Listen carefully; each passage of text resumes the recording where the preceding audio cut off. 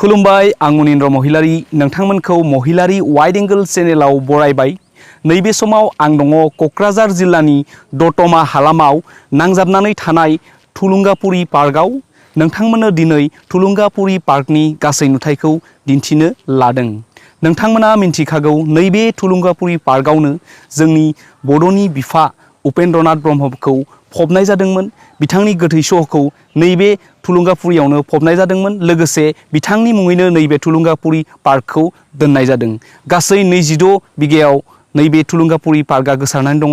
बिथाङा नैबे दतमा हालामनि बरागारि गामियाव 1952 मायथाइनि 31 मार्चआव जोनोम मोनदोंमोन। लोगोसे बिथाङा देरबोनाय समनिफ्रायनो बर' हारिनि खौसेथि थामोनथाखौ लानानै आलादा बड'लेण्ड रायजोनाय दाबिनायनि थाखाय थैथां नाजाबोदोंमोन। लोगोसे जोंनि सेरखाय बेरखाय जानानै थानाय बर' हारिखौ खौसेथियाव लाबोदोंमोन। लोगोसे जुजि बिथाङा 1990 मायथाइनि 1 मेआव हरखाबै केन्सार बेरामाव भुगिनानै मुम्बाइनि टाटा मेम'रियेल हस्पिटालाव जोबथा हांखौ बोयो। लोगोसे नैबे थुलुंगापुरी थावनियावनो बिथांनि गोथै सहखौ लाबोनानै फबनाय जायो। स' दिनैनि बे भिडिअ'आव नोंथांमोना थुलुंगापुरी हालामनि बा थुलुंगापुरी पार्कनि गासै नुथायजों लोगोसे बिथांखौ फबनाय जायगाखौ नोंथांमोननो दिन्थिनो लादों।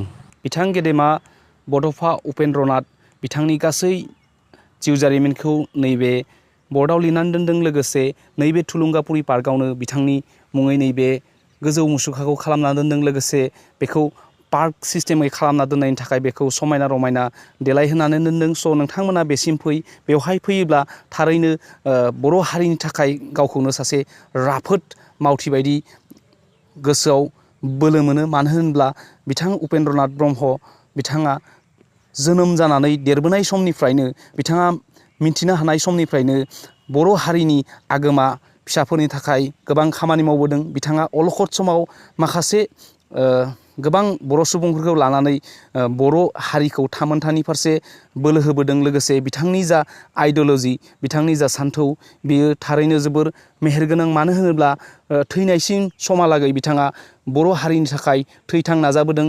बिथांनि थांखिया जोबोर गेबें आरो गुवारमोन। हे गेदेमा बिफा, नोङो जेरावखि थाया मानो नोंथांनि जिउमाया सोरगोआव आलो आलो जायगा मोन्थों। लोगोसे नोंथाङा सोरगोनिफ्राय बेबायदिनो जों बर' फिसाखौ नायफिनहर। लोगोसे नोंथांनि जा बड'लेण्डखौ लानानै मोनसे मिजिं दङमोन बे सिमाङा थाबैनो जाफुंथों। बेखौ नों बड'फानिफ्राय नैबे नोंथांनि गोथार थावनियाव फैनानै बोर बिलाङो। जोंबो जिउ थाजासिम बर' हारिनि थाखाय खामानि मावलांगोन। लोगोसे बर' हारिखौ लानानै बुहुमाव गेवलां गेरेमसा बर' हारि दानो नाजालांगोन। स' गासै नायगिरि लोगो नोंथांमोन, नैबे समाव आं दङ थुलुंगापुरीनि नैबे जायगायावनो बड'फा उपेन्द्रनाथ बिथांखौ बिथांनि गोथै सहखौ बे जायगायावनो फबनाय जादों। लोगोसे नैबे समाव गोबां मिथिनो थाखाय आं बेनि साखाथियावनो थानाय आदैनिसिम फैदों। आदैया बेनि बागै गुवारै नोंथांमोननो फोरमायगोन। आदैखौ गिबियावनो महिलारी वाइड एंगल चेनेलाव बरायबाय। आदैया बे थुलुंगापुरीनि बागै एसे बुंफोरना होनो थाखाय आं खावलायनाय थाबाय।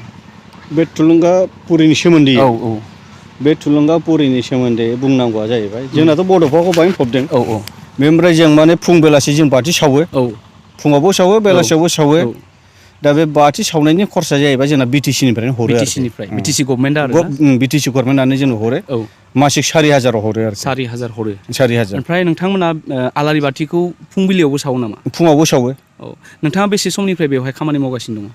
बाहाय? औ, आं बाहाय गोबावसै 22 बोसोरानो जाबाय। 22 बोसोर। अब्लाथ' नोंथाङा बे थुलुंगापुरीनि सोमोन्दै गोबां मिन्थिगौ। स' बेवहाय गोबां जोंनि बर' सुबुंफोराथ' फैयो। औ, बे समाव नोंथाङा जा समाव बड'फा उपेन्द्रनाथ बिथांखौ गोथै सहखौ बेयाव फबनाय जादों बे समाव नोंथाङा दङमोन नामा? दङ, बाहायनो दङ। नोंथाङा नुदोंमोन? नुदोंमोन। बिथांखौ मुम्बाइनि टाटा मेम'रियेल हस्पिटालाव थैदों होनना जों मिथिदों। बेनि उनाव बेवहाय लाबोनानै फबनाय जादों। बेहायनो लाबोना फबदों। बिथाङा बिथांनि गामिया माबायावमोन? बरागारि। नैबे दतमा ओनसोलनि। दतमानिफ्रायनो बारा गोजान जाया। मथा मथि दतमानिफ्राय 1.5 किल'मिटारसोल'। नोंथाङाथ' बिथांनि न'खरखौ सिनायो? सिनायजोबो। बिथांमोना सोर दंमोन ओरैनो? बेहा बिदा दङमोन, दाउला होनो। दाउला। बेसेरा बेयो प्रेसाराव थैदों। औ, बेयो आरोखि। बेनिफ्राय सासे दंबावोमोन, बेथ' एसे जाम्बा बावसो। औ लरला लरथा आरोखि मानसिया। बेबायदि आरोखि। बिनानाव दंमोन। औ जिखुनु अल आसामनि मानसिफ्रा फैयो। स्कुल स्टुडेन्टफ्रा फैयो। देखायला फैयो औ औ बेबायदि आरोखि। ओमफ्राय बिथांनि थैनायनि जारिमिनखौ नोंथाङा मिथियोमोन नामा एसेब्लाबो मा जामारदोंमोन बिथाङा गोबाङाथ' केन्सार बेराम जादों थारमाने बाहायथ' लिरनाया जोंना लिरना दोनखानाय दङ बे केन्सार बेमारखौनो लादों आरोखि मेम'रियेल हस्पिटालाव बे थैदों खिन्थु केन्सार बेमारानो आरोखि बेबायदि खानायानो गुजोबदोंना खानाया गुजोबदोंना होमब्ला नोंथाङा गोथै सहखौ फबनाय समाव दंथारोमोन दङ थिगानो दङ ओमफ्राय नोंथाङा बे थुलुंगाफुरिया बेसेबांसो बिगा एरियायाव दङ बे 26 बिगा 26 बिगायाव गोसारनानै दङ बे माने बड'फा उपेन्द्रनाथ ब्रह्मनि मुङैनो बेखौ दोननाय जादों माने बेखौ गोथै सहखौ फबनाय जायगा होननानै बुङो आरोना गोथै सहखौ फबनाय थुलुंगाफुरि होनना बुङो आरोखि बेखौ फबनाय जायगानि नामानो थुलुंगाफुरि बेयो दतमा मार्केटनि बे साखाथियावनो न' दतमा मार्केट ना बे दतमा दतमा थिगानो दं आदै नोंथाङा बे थुलुंगाफुरिनि बागै गुवारै बुंफोरनो होनायनि थाखाय गोजोन्थों थाबाय गोजोन्थों स' गासै नायगिरि लोगो नोंथांमोन नैबे जायगायावनो बिथां ब्रह्मनि गोथै सहखौ फबनाय जादोंमोन स' नैबे समाव आं बिथांखौ सनमान होलांनो सानदों लोगोसे नोंथांमोनाबो बे जायगासिम फैनो हागोन बेयो दतमा हालामावनो नांजाबनानै दङ बे थुलुंगाफुरिया दतमा मार्केटनिफ्राय जोबोर साखाथियाव स' आं बे समाव बिथांखौ सनमान लालांनो थांखि लादों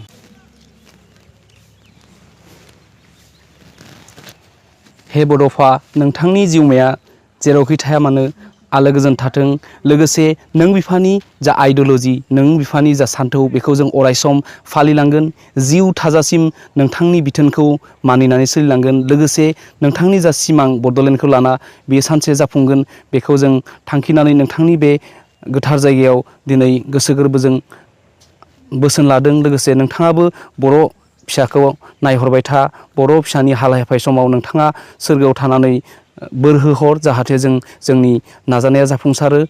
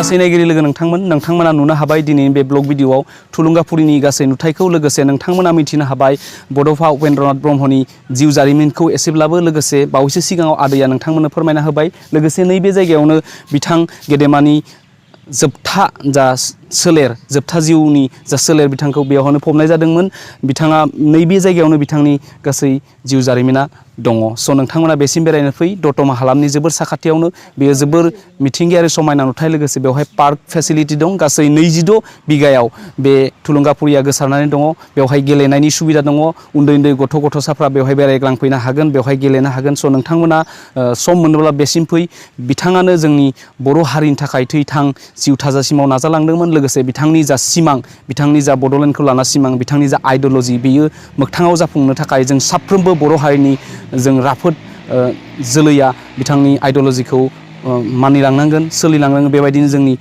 आगोमा बड'फा उपेन्द्रनाथ ब्रह्मनि जा सिमां बड'लेण्डखौ लाना बियो सानसे जाफुंगोन बेखौ आसा थिनानैनो दिनैनि बे थुलुंगाफुरियाव लानाय ब्लग भिडिअखौ फोजोबनो लाबाय जुदि माबाफोर गेना गोरोन्थि जादोंब्ला नोंथांमोना कमेन्टनि जोयै बुंहरगोन थ' बिदिब्ला दिनै बे थुलुंगाफुरिनि सायाव लानाय ब्लग भिडिअखौ बेखिनियाव फोजोबबाय गोजोन्थों जै बर' हारिनि जै